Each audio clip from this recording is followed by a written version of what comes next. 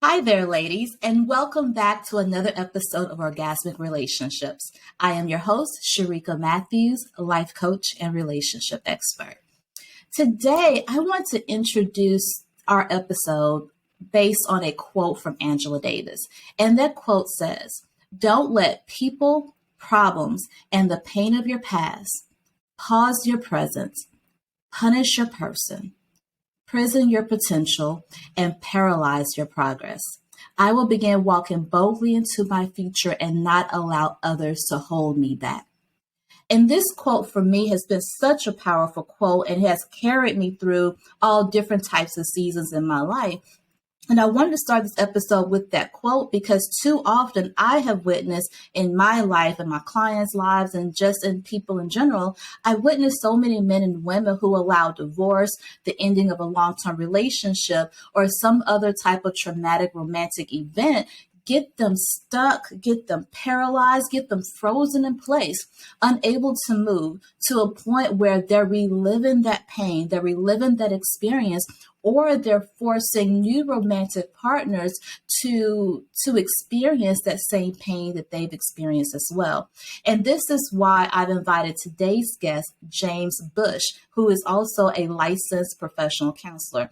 And I've invited him here today to kind of help us unpack this topic of healing our divorce, healing through healing after the ending of a romantic relationship. Because if you're here with me today, I know that you have experienced some sort of heartbreak.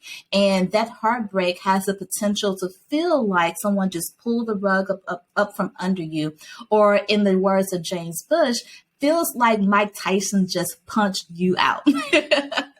That is really what a divorce or heartbreak or any type of ending feels like. And James is someone that I've only spoken with a few times before, but I can tell you this man right here, he is passionate about what he does. He works with men and women on a daily basis to help them heal after a divorce or the ending of a long-term relationship with the intention to help them get back to the place where they belong. So thank you for joining me here today, James. How are you? Doing fine. How are you doing? Thank you for having me on. Yeah, no problem. This is my pleasure. I know that this episode here is going to be a lot of fun. It's going to be, and I believe this episode here is going to be eye-opening for our audience as well, because most of my audience here are women who are in their 30s, 40s, and 50s who desire to create an orgasmic relationship, but it seems as if sometimes the trauma from the past, the pain from the past is holding them prison, keeping them paralyzed with where they are. And that's really what I want to talk to you about, James, because you specialize in working with men and women who have gone through divorce and heartbreak. And really the first thing I want to understand is, what are the emotions that keep us stuck when we experience that divorce? It's the ability to move forward. I mean, sometimes when we experiencing divorce, again, like I said, a Tyson two-piece, it just hits you and you're woozy, you're dazed, and you're looking for answers, or you're looking for information to kind of help you, looking for comfort from somewhere and somebody, which you got to be careful about as well too, for those who are comforting. And so sometimes in those moments, you're saying to yourself, I mean, I just want to feel better. I just want to get through this moment. I'm looking for anything that can help me. But that's when you have to get centered. That's when you have to get focused. That's when you have to get back to your foundation, whatever it may be. If it's your faith, if it's your support group, if it's your center, you have to go to that place so that then the reeling can stop. Stabilize yourself. And when I say stabilize yourself, I'm meaning to the point where, okay, I don't have it all together, but I know that right now, maybe it's the best time for me to just not do anything, but just sit here, think, before I make my next move. So how do we get in that mind space? Because I'm asking from personal experience, because I've been through both a divorce and the ending of an engagement. And there are times when you first experience that, it's like your whole world is turned upside down and you're flooded with emotions. How do you move from that flooding to, thinking. Well, one thing is that you have to continue to do the things that represent who you are. And so whether that's your job, whether that's self-care, whether that's anything along those lines, you have to make sure that you participate in those activities, pouring back into yourself. And so whether that's you getting your mani-pedis, that's whether you are going hiking, going exercising, it's not necessarily consuming yourself with busy work, but it's consuming yourself with you, that which ministers and pours into your soul. And then so at that point, as you begin to continue to pour into your soul, that's when I believe the deposits begin to drop. And as soon as the deposits begin to drop, that's when we're looking at, all right, I know what happened. But first and foremost, before I start blaming anybody else, I've got to look at me. What did I do in this situation, in this relationship that helped get to the resultant that we are in right now? Yeah, you said a couple of powerful things here. The first one that I caught is you have to continue to do things that represent you. And yes, what I found, especially, and I can speak from a woman's point of view, a lot of women lose themselves in relationships. Of course. They began to, and I don't know if this is true for men or not, but I see women begin to fill a role. Go ahead. Men too. Men too. Men, we never talk about that, right? But the thing is that if we're being honest, both parties, both partners have the potential to lose themselves for whatever reason. Maybe it's from the background experience or expectations that say, okay, to be in a relationship, you're supposed to do X, Y, and Z. You're supposed to compromise. You're supposed to give of yourself. Okay, giving of yourself. But what is the revelation knowledge, of what that actually means? Does that mean lose yourself? Does that mean that you are supposed to compromise some of your foundational items of what you have learned in your 20s and your 30s of what makes you you? Because then that's how sometimes you get to a space where I don't know who I am. Of course you don't know who you are because you're not being your authentic self. You're not being that person. Sometimes I call it, as for guys, it's that monster, that purpose, that awesomeness, that which was inside you that people can recognize is that she's different. He's different when they do that. And you're not doing it for whatever reason and you're compromising yourself. So you have to be able to get back to that spot. Yeah. And the other thing to it is you have to allow yourself to evolve too, because who I was in my 20s and who I was in my 30s is not the woman I am in my 40s. So being aware that you are evolving and even aware that your partner is evolving too, which, and I hate to get off topic here, but that's one of the reasons why we experience divorce as an ending of a relationship, because of one or two things happen. As you grow and evolve, you end up growing apart, or you kept holding your partner to the standard of who he was in his 20s and 30s and not seeking to learn who he is in his present day and how you two can continue to complement and grow with each other. What are your thoughts on that? I think sometimes it comes to that old pastures of being equally yoked. I think sometimes at one point in life, we may be equally yoked, but that yoke has changed when we move into those latter years of our life. And if we don't continuously have check-ins, if we don't continuously, look to develop that cohesiveness between us, then at some point or so, we're going to get off track. We're going to get off talking. We're no longer in alignment. So if we're no longer in alignment, then it's hard for me to minister to you and you to minister to me in those moments when I'm needing, because we don't understand one another in that space. And I think that that's what's happening a lot with a lot of our couples, is that they started off with a spark, but all of a sudden then life came in, kids came in, their foundation was built on an idea that it may have worked for great grandmama and great granddaddy and grandmama and them in their sense, but it doesn't work in this time and season because things are different. Yeah. I promise you keep dropping all these words here.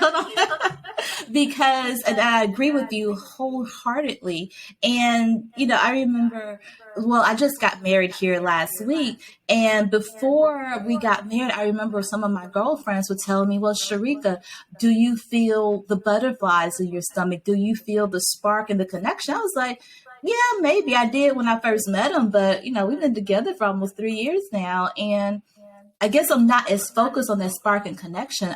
He and I have really been focused on growing our relationship and really getting to Yes. know and understand. And Yes. that was part of the conversation that he and I had, even outside of the couples counseling that we did, is number one, I asked the question, what is the purpose of a marriage? I know we talked about we want to be together, but what is our purpose? Right. We talk about God's purpose, which is great, but on a granular level, on the human level, what is our purpose of us being together, especially with us being in our 40s and we don't have plans to have children? What is our purpose? And then the next thing was, how can we continue over the upcoming months to support you in becoming the best version of yourself and then help me become the best version of myself? We constantly have those conversations. When I say Mm-hmm. constantly, probably once every few months, not every day, because that gets boring, right? But it's like you said, that spark is So only the important. initiator. Yes.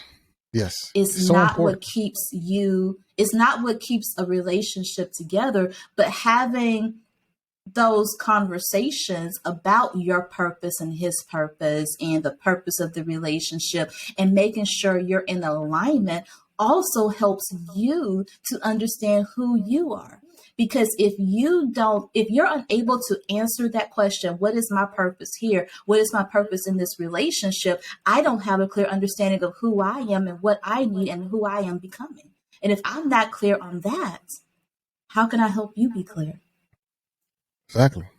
I think that's so important is that sometimes, again, as you said earlier, that sometimes people, they lose themselves in relationships because they haven't taken the personal journey themselves. They Yeah. don't know who they are. It's very hard to tell someone else and give them directives of how to address you, how to love you, how to work with you if you don't even know how to love yourself. One of the Yeah. things that I've heard as of late is that the most important relationship that you have on this earth is a relationship with yourself. And then Absolutely. when we are able to minister to ourselves, or we're able to look at those dark places, when we are being honest, it's like, okay, I'm this, I'm this, I'm this. You know what I mean? Because in our culture right now today, everybody's a boss, everybody, man, is a hustler, everybody is this. But you know what? Sometimes I'm vulnerable in this place. Yeah. Sometimes I'm in pain in that area right there. Sometimes I'm Yeah. hurting from that relationship. I'm hurting from that space. And Yeah. I need that healing. I need that direction. I need that way to move from where I am to that place of peace. So Mm. that, number one, I can be not only better for myself, but I can use, as they say, as the oil dripped off of Aaron's beard, I can take that and give to another individual so that they will be blessed by it as well too. But if I haven't Absolutely. done the work, then it's very hard to give that information out. And also too, when you haven't done the work, that means you are sometimes easily persuaded of what should Mm. happen. So then it's like, okay, now I'm like, well, let me try it. Well, this is my husband, or let me try what he says, or this is my wife. Let me try what she says. No, no, no, no, no, no, no, no, no, no, no, no. We get firm and square on those things from the get go, Yeah. from the beginning. Yeah. And, our parents, our mothers, our fathers, our pastors, and everyone, they give us good advice, right? Yes. But there's a saying that someone also told me, sometimes you got to eat the meat and spit out the bones. Because what you Yes. said earlier, what worked for my mom and my grandmother may not work for me. I could take what they give me, because I actually had an older woman tell me, and Mm-hmm. and I'm so glad I eventually moved from that. But she taught me that a man will hit you once and he will cheat on you at least once.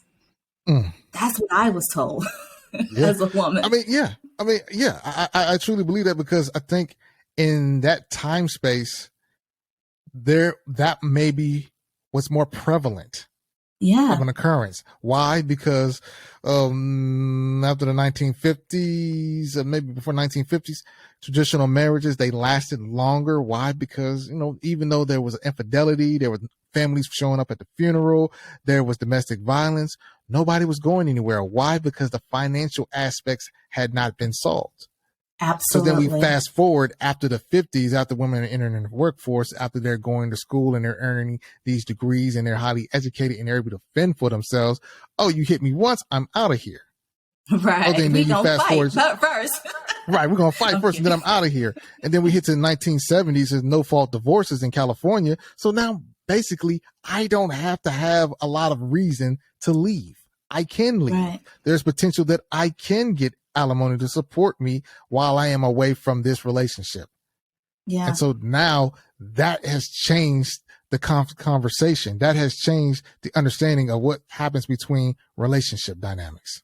Yeah. And even with the availability of getting a divorce without infidelity or anything like that, it's still hard to make the decision to end a long-term relationship or to even get a divorce. Because I remember when I went through my divorce, that situation was a whole situation. And it took me, gosh, I probably should have left within 3 to 4 months of the marriage, to be honest with you, right? But I didn't because I was taught that if I got a divorce for any reason other than infidelity, that I would be living in a constant state of sin. Therefore, I was condemned to hell.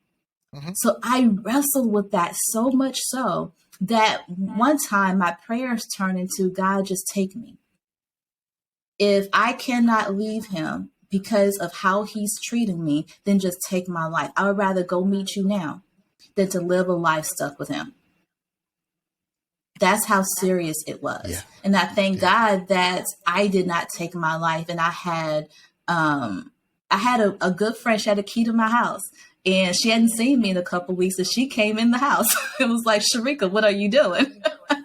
She got me to a doctor. She got me the help that I needed to help me to think clearly and to understand. Yes. I had to redefine who God was, to be honest with you. I had to redefine and read for myself who God was based on what I've studied, not based on what I was taught. Right. And even with that, there was still such a sense of shame, a sense of guilt, a sense of embarrassment that I dealt with for a long time after that divorce. You know, and I wonder, do other people who, from your experience, do other people go through that? Because it's easy to say on this side of it that you got to do the work, you got to do the healing, you got to do this and that. But sometimes I could tell you that shame, that guilt can have a stronghold on you.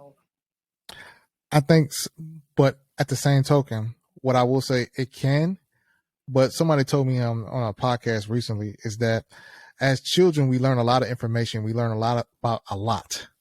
And then as adults, we unlearn a lot about what we learned as children. And I think that's because, again, as children, we're seeing it from a perspective that is not fully formed. Our thought and our abstract mindset has not, pretty much come into play until maybe in your teenage years. And so you're looking at life through maybe a murky lens. But as you get older, things become a lot more clearer. You start to say, okay, I see why this is happening, and I see why that is happening, and I'm having my own experiences. And so I was talking to another lady the other day, and she was saying, we were talking about how going through the experiences that she did helped her to understand relationships the way she does now. If she never had those experiences, she would never understand the relationships at the magnitude, the breadth, the width, and then the depth of where they are. And so she would be misinformed. And that way she was able to tell her daughter, hey, look, hang in there. I understand you're having something going on in your early 20s, but hang in there. It does get better because I've been through it myself. Yeah. And so I think that's the blessing in all of this. Oh, so absolutely. You're able to come out the end of it. I completely agree. I would not be where I am today. I would not be in the relationship I am today. I would not be doing what I'm doing today had it not been from that experience, because that experience forced me to define God for myself. It forced me to read the Bible for myself. It forced me to question everything that I had been taught or shown about what a wife is supposed to be, what a husband is supposed to be, and how a marriage is supposed to operate. And because of that experience, I was able to define for myself what a healthy relationship looks like. I was Mm-hmm. able to reconnect with who Sharika was, because I was one of those women who was trying to fulfill this role and this checklist of what a wife should be. Mm-hmm. Completely lost myself physically, lost myself emotionally, I lost myself spiritually. And so, like you said, there is a blessing in that, right? Yeah. Because it acts as a propeller to who you're supposed to be and where you're going. Right. So, and when it comes to moving from that space of, oh my gosh, this relationship is ended, to I feel so embarrassed. Now I'm another statistic of a Mm-hmm. Christian woman who's divorced, to Mm-hmm. let me take a look at what I've contributed. Let me take a look at what I need to unlearn, and let me take a look at what I need to learn anew. Mm-hmm. That journey, I It's think, beautiful. requires a level of emotional maturity that it's hard to describe, right? Like It's beautiful that's though. I mean it's a help me out here. It's a journey. It's It's a journey because again, you're unlearning a lot of the foundational information that you've learned, that you've quoted, that you've written in your Facebook posts, that you've been told everybody and their mama about, and now that you're living and you have to say, not necessarily eat crow, but you, in a sense, you're saying to yourself, man, that's not all the way accurate. I've got to right, go back to the well to kind of find out what the water really says about this topic. And so right, now I'm in a space where, okay, I've got to do better for myself. How does Sharika line up in this moment with what she mm, knows, with who she is, what ministers to her? That's the most important thing. It's not yeah, necessarily of we're living on the happiness of others, but we're finding out what is it internally that man propels us forward. And then yeah, just getting the understanding. That's why the journey, is so beautiful, because you're learning more about yourself. You're learning yeah, about what works for you. And it's funny because I love when you're working with people who have been divorced and they start dating again. And then mm-hmm. all of a sudden that trigger finger comes quickly. It's like, yeah, we were doing this. Like, nah, it wouldn't work out. It's like, what's not working? It's like, no, it's not working. And it's like, cause your antennas are up. And some people say, well, you're still hurt. You just do, no. Once you've been through that process, for some, I would say that they are understanding about what works and what doesn't work. Is very keen. It's very sharp. Yeah, And that's so awesome. yeah. I used to be famous for like the one date, and that was it. Like one date, I gathered all the information I needed to know. And Yeah. not very many people made it past that first date. And it wasn't me being unreasonable or me being, responding or reacting out of past hurt and drama. Like you said, you become clear on what it is that you desire, what it is that you need, and you know how to pick up on it Mm-hmm. without the matches. And because sometimes in the dating process, we'll go into the process of, so do you love God? Or do you want marriage? Or we ask all the qualifying questions, but we don't observe their language, or observe their behavior. We don't observe what's underneath the layers to see their true characters. Anyone can answer the questions right to pass the test. But the true test is how you live it out. Well, I'm going to say this. I go back to that statement of being equally yoked. And so you'll have people who'll say that, well, you're in business. Oh, I'm in business too. Okay, great. Let me see your website. Mm-hmm. Let me see your LLC. Let me see. I mean, do you have any products? Do you have merchandise? Do you have any social media presence? Mm-hmm. Oh, you're a believer? I'm a believer too. Do you believe in tithing? Yeah. Because, sometimes when you've been in a relationship before where that was a hot button topic, a hot button issue, and now it's like, okay, we're together. Do you believe in that? You don't? Right. Oh, okay. It's just, I'm learning now. Okay. Do you even like to have sex? Mm, You don't? Okay. Well, what type of sex do you like to have? I mean, is it with a that's an person? important question too. Is it with an alien? I mean, or what is it that you really enjoy doing? Because I want to know. It's that, Right. it's one of those things where dating is data. You're collecting Exactly. information on that person so that you can make an informed decision. And if you give it enough time, you'll see maybe not everything, but you'll see enough to say, okay, I want to maybe keep going forward, or I want to stop because I don't know if this is going to really truly work that well. You know, Yeah. you'll start to notice to say, okay, am I, and it's not necessarily about that person as well, but I'm reflecting back on myself. Am I being Exactly. my most authentic self? Am I answering the questions? Am I speaking up? Do I have an anxiety based attachment style in this moment? Do I have an avoidant attachment style in this moment? You know, am I afraid to speak up when there is conflict? You know, is my self-esteem low? Is my self-worth low? We're starting to ask these questions and saying, why is it? If we're not getting to the answers and we're not executing in those moments, we're doomed to repeat some of the things that possibly haunted us in the first relationship. Mm-hmm. Yeah. So it's And, so and important that again, we do the work. exactly. It's the personal development, and the personal development and even the healing, in my opinion, is an ongoing process. You start your healing process probably when, you had your first heartbreak or your first divorce or something. But the healing process of pouring back to you, the healing process of loving yourself, the healing process of taking accountability for your own actions, the healing process of maturing emotionally, maturing Mm-hmm. spiritually, maturing Mm-hmm. mentally is Right. an ongoing process. And they tell us that women make up 80% of the personal development genre, right? But what I'm seeing is we are really good at watching Oprah. We're good at watching Yama. We're good at who's the other people out there? Other Talking influencer. influencers. Yes. Right. Yes. We're Yes. good at that. Yes. That's not personal development. It's entertainment. I do pick up something from it every once in a while, but I want to Right. encourage people to dig deeper into personal development.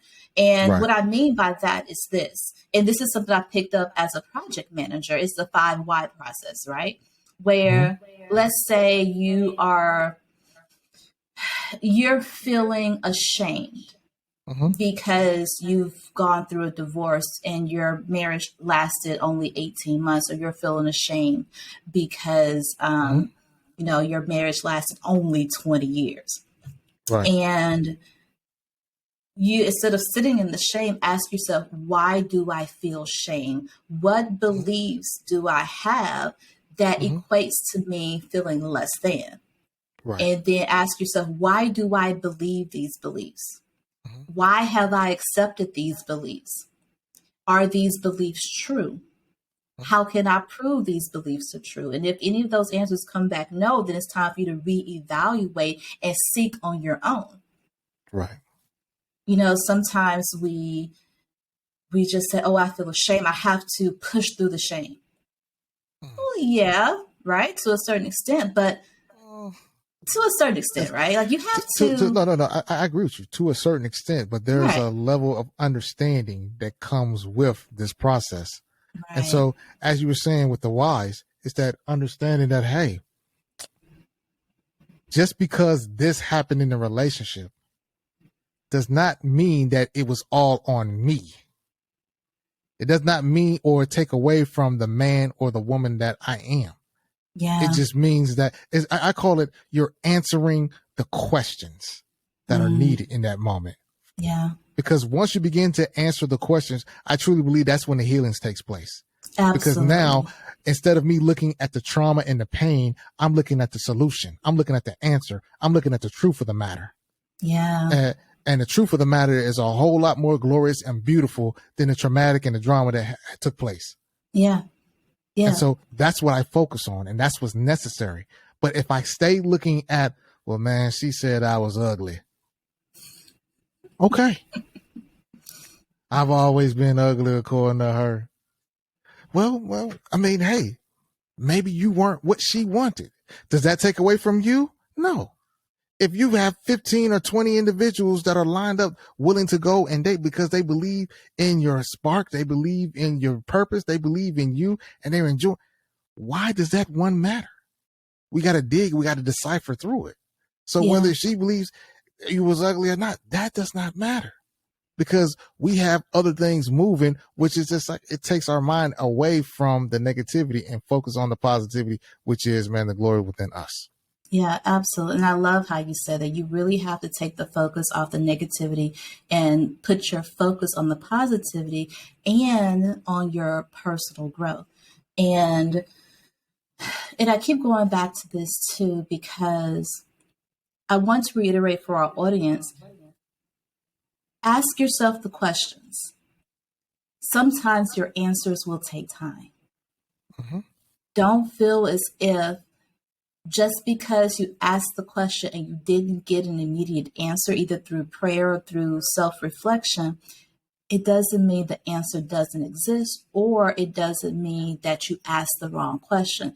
Sometimes the questions are revealed to you through time, through your experience, through your meditation, through your prayer. And it goes back to healing is a process that you continue over time. Growth is a process that you continue over time. Look like you want to say something. No, I agree with you. I say it's over time. It's layers of it. Yeah. You know, it's layers. It's just like when we skin our knee or on our elbow or so, and then, you know, the blood, it clots up. So that's one form. That's one layer. But then all of a sudden you see the scab that comes in. Well, that's another layer. That's another transition. And then all of a sudden now, if we allow it to heal enough, the scab will begin to minimize. Yeah. It becomes smaller. Yeah. But the thing is that do we allow enough time for that process to take place? Yeah. And the key word behind all of that is grace. Yeah. Give yourself the grace to heal. Give yourself the space to heal. Mm-hmm. You know, I know people who want to get out here and start dating immediately, and, you know, yeah, maybe. I don't know. But give yourself the space. Right. Like, you know, it's like when I lost my dog the first time, and a friend of mine told me the best way to get over a dead dog is to get yourself another one. And they applied that. I'm going to say this. According to some psychological information that's out there, that's exactly what they say. The best way to get over a breakup is to the best way to get over someone is to get under someone. Yeah. Or proverbially, the best way to get over a breakup is to basically eradicate every memory of that individual. And when you think back to them, do not think of the positive moments of it. Think of the traumatic situations and the burdens and the issues that man really. And it's like, wow. I mean, that's how they quantify or how they qualify moving past the breakup. Now, do I believe in all of that? No, I have my own theoretical concept. One thing I would say is that everyone is different.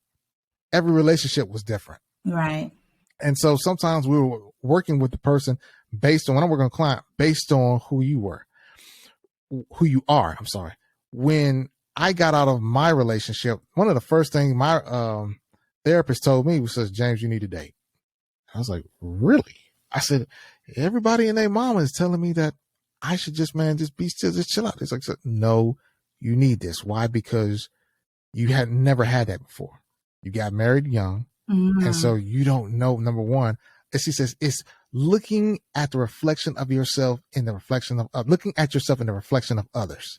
That's and good. So when you begin to get out there and you start to date and you start to learn more about, this is what I like. This is what I don't like. Now I'm saying dating. I'm not saying go out and have sex with everybody. But I'm saying just go out there. It's date, enjoy, learn, grow, understand. This is who I am. This is what I do. This is not what I do. And you start to, what I say, build a profile. And when the profile begins to build and you start to say, okay, this is what works with me, but this is not what works with me. And that's not, it doesn't mean these people are good or bad. It just means fit. Sometimes the fit is not there. And that is what I say is what helps you move through the process, because then you start to learn that they're the unique, the wonderful being that you are, and you have no apologies for it. Because why? You're walking in your truth, not the truth of Ayala, not the truth of Oprah, but the truth of you. And I tell everybody, everybody can't ride the ride of you. You have to get that understanding. It's like some people are only meant for, let's say, some people are meant for reasons, seasons, and lifetime. Yeah. That thing right there. But everybody cannot handle where you're going. They're not equipped. And it's not a bad thing. It's just a real thing. Yeah. And that is so important for people to realize, because one of the things I can appreciate about men in particular is that men know how to date without getting emotionally attached to every woman that they meet. I caution the women that I work with about just getting out there to date until we realize and understand how not to emotionally attach to the first man they meet or every man that they meet. And that's why a lot of women are so exhausted from dating. And they tend to say, well, all men are dogs, or all men just want sex, or all men are blah, blah, blah. It's because you're emotionally attaching to that person and not allowing yourself to learn. Like you said, dating is a data collection process. You go out with someone, you talk to someone, you don't have to sleep with them or love them immediately. Well, I just love hard and I have an open heart, and that's all great, but love with wisdom. Not everyone can be responsible with your heart. Not everyone's responsible with your money. Exactly. Have you watched A Tinder Swindler, by the way? I've started it, but I fell asleep on it. I have not gotten deep into it, though. Oh, my God. I heard about it. I definitely heard about it. What's the other one? Bad Vegan. That's another one, too. Okay. Where you got women. These women get emotionally involved and start giving this guy, both the men in both situations, their heart and their money. And I'm just like, everyone can't be responsible with your money and your heart. Those are two things we need to survive here as human beings here on Earth in today's day. We need our heart safe and secure, and we need our money. That is true. And so there is a process to that. And if you are that person who can date without getting emotionally attached and actually just use it as a learning process, I encourage it. But no, if you're not, if you are a self-proclaimed I love hard, a self-proclaimed people pleaser, a self-proclaimed, that gets you in a lot of trouble. Get you in a lot of trouble. Put the brakes on and hire a coach, hire a therapist. Let's work through that first before you get back out there. But again, it's about your level of intention. That's the other word I wanted to bring up in our conversation today, is that you have to be intentional about healing, intentional about growing, intentional about allowing the next person to come into your life to show you more about you. It goes back to what you were saying earlier, James, about sometimes we focus so much on the negative and we tend to make that our ex a villain and look at ourselves as a victim and not use this as an opportunity to say, what did I learn about myself from him? Like, one of the things that I've only admitted here in the last year, and this is probably maybe my first time saying it out loud in public, is that, I do like to control things. And it was my husband who... like, I like things the way I like it. And I've had to learn through him to relax a little bit. There were still certain things that I like a certain way. Like, I like my chicken cooked a certain way, and I like the temperature of this room to be a certain way. But I learned to allow him to do his thing too. And it's just the whole awareness of it, right? And if I had not allowed him to show that to me, we'd be fighting every day. I think that, and like you, as time and as I begin to heal more and concentrate more on who I was and what I was in the relationship, I recognize that, sometimes some people, they just run out of gas dealing with you, and I understood. I said, you know what, I can be a hard person to deal with, it's one of those things where it's all about your goals. what do you want to achieve in life? Some people can get there and some people can't. There's a documentary, the Last Dance with the Chicago Bulls, and there was a scene in there where basically you have I think was it Bill Winnington, Bill Winnington, and basically they said that Michael Jordan, he was a a-hole. He was very hard. He was very abrasive in the practice. I mean, he did a lot of those things, but it worked because we won.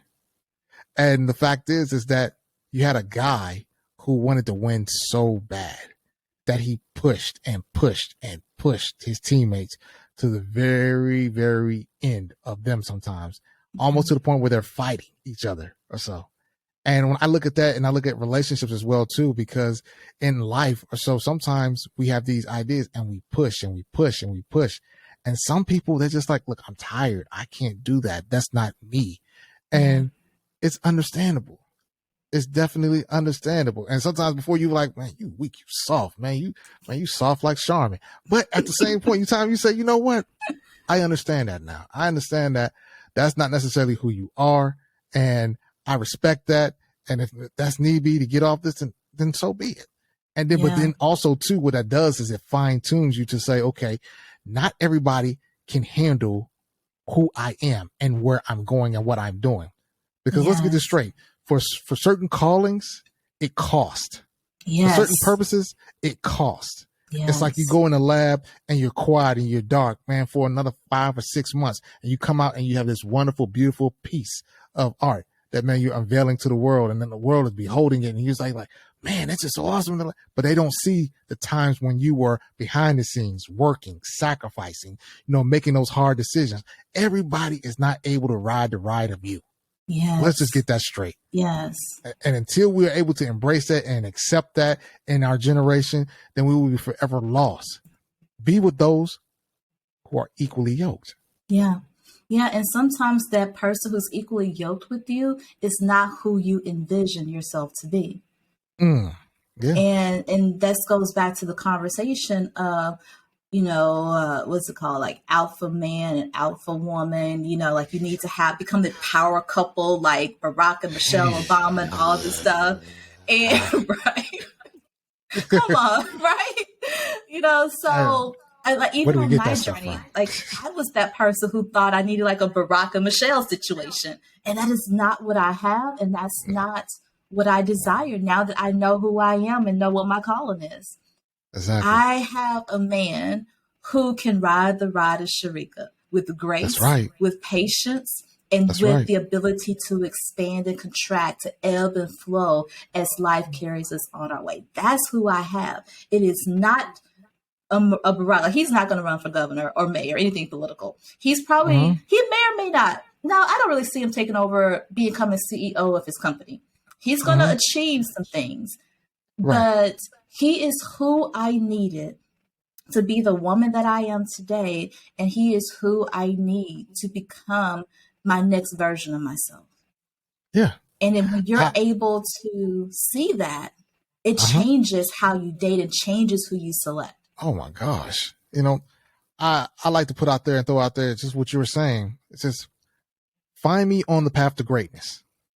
As I'm moving towards greatness, find me there as I'm moving forward.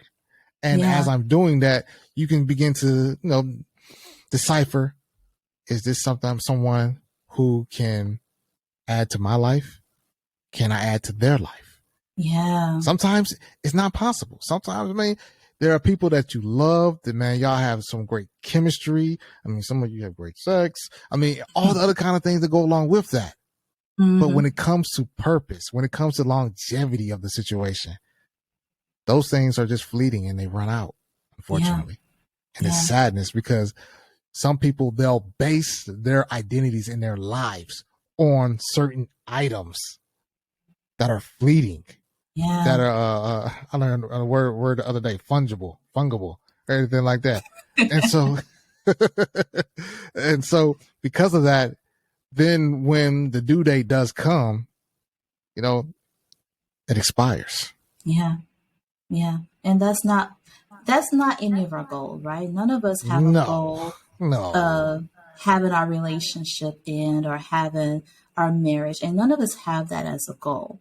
But Right. now that we are on the other side of divorce or on the other Mm-hmm. side of the ending of a long term relationship, we Mm-hmm. can learn better, we can do better, we can Mm-hmm. choose differently for Right. ourselves and choose differently the path and the surroundings that we choose to keep, as long Right. as we keep in mind that individually we are on a path of greatness. I love that term.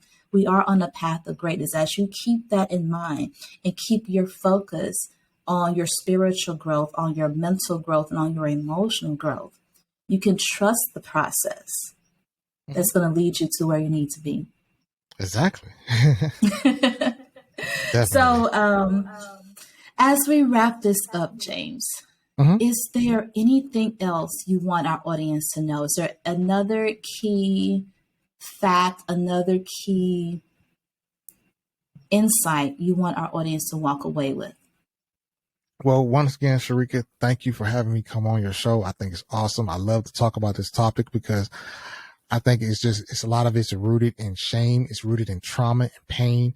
It's rooted about how other people may see us or perceive us. But the fact is there's healing at the outset of it. If you just take the plunge. Yeah. I want folks to, if they don't remember anything, be your most authentic self. Find you in this season of your life. Yeah. Do that self-care. Minister to yourself. Enjoy life. Enjoy everything. I mean, if you don't know how to, if you don't know those things that quote unquote make you happy, find them. Find what it is. And then it's like sometimes somebody asks, like, well, James, how do you find people? Like, well, what do you like to do? And he's like, well, I like to go to the gun range. I was like, well, go to the gun range. And man, if there's Exactly. people at the gun range, man, that you want to have a conversation with, somebody is looking attractive, then hey, let's talk. Yeah, It's like exactly. find people with common interests or so. And I think that's just so awesome because you are doing those things that resonate with you. Let's not try to go and reinvent ourselves to fit a square peg in a round hole. That does Yeah. not work. That Yeah. is torture. And Yeah. that's not you. And Yeah. I'm just imploring each and every one of those who are individuals who are listening to this podcast, be yourself. Yeah. Speak up when you need to. When you get in your points of dating or so, have those conversations. Have the tough ones. Yeah. The ones that are uncomfortable. Because guess what? In that moment, there's an opportunity for growth. I think sometimes we have this idea that in relationships, it's always supposed to be a smooth, easy sailing or feel. No. I haven't seen anything that grows that didn't come with energy and sometimes pain, transition. And if you don't have that understanding, and also too, let's get away from a lot of the cliches and the misinformation that has led us to places that are not fruitful. Jesus. Happy wife, happy life. No. Happy Yep. spouse, happy house. Well, we got to get 50-50, it's 50-50 in a relationship. No. I don't want 50% of you because I'm missing 50% of you. And if I'm missing that 50%, then it's going to smack me in the back of my head probably in the next 2 or 3 years. I want 100% of you. Yep. I want to know who you are because it's not a matter of if you come out, it's when. It's important. So let's do the work. Let's not feed on the rubbish of yesteryear. And let's find out what works for us. What works for you, Sharika? What works for you, James? Yeah. Walk your own walk. Yeah. I love it. I love it. Thank you, James, so much for just all the nuggets you shared today, all the wisdom you shared, and just thank you for answering your call and to do your work as a therapist, as a speaker, as a coach, and just being that place of hope and that beacon of light for others who need it as they're going through their divorce and their separation. And Definitely. if if my audience want to learn more about you, even want to reach out to you to see how they can work with you, what is the best way for them to contact you? Definitely, you can find me email james@bushcounselingservices.com, or you can find me on my webpage, bushcounselingservices.com. I also have a podcast and a show as well. It's on Power Me Up Radio Talk 24/7, an affiliate of iHeart. And you can just go and check it out. And it's 5 days a week. It's called the Mind of a Man Show. Mind of a Man Show.